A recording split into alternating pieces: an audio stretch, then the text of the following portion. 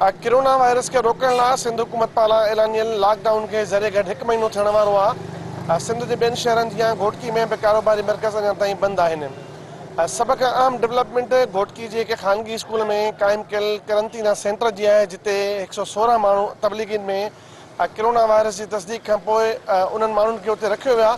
पर अॼु इहा सूरत हाल नज़र आई आहे त करंटीना सेंटर में मौजूदु तबलीगिन जी तरफ़ां इंतज़ामिया जे ख़िलाफ़ एहतजाज कयो वियो आहे। इल्ज़ाम हयो वियो आहे त इंतज़ामिया खेनि गैर मयारी खाधो फ़राहम करे रही आहे। अहिड़ो खाधो कैदियुनि या मरीज़नि खे बि फ़राहम नाहे कयो वेंदो जेको उन्हनि खे फ़राहम कयो आहे।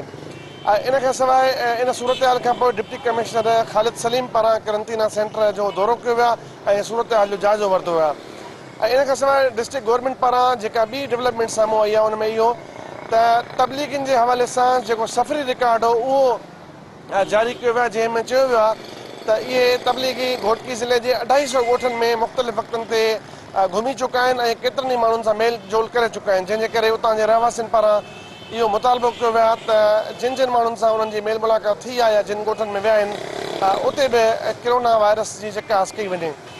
इन खां सवाइ तोड़े जो घोटकी ज़िले में कोरोना जी सूरत हाल जे करे लॉकडाउन दौरान लोड शेडिंग ते बंदिश पियल आहे, पर उन जे बावजूदि मुख़्तलिफ़ ॻोठनि जा रहवासी आहिनि। शहीदनि, मेहर महर, सतारू महर, फैज़ मोहम्मद महर, लाखो लंजारी, साबुल लंजार, जवारे शाह, गजारो, शफ़ियाबाद ऐं ॿियनि पारां इहे ॻोठ सालेमार फीडर में आहिनि। इन्हनि पारां एहतजाज रिकॉर्ड कयो वियो आहे।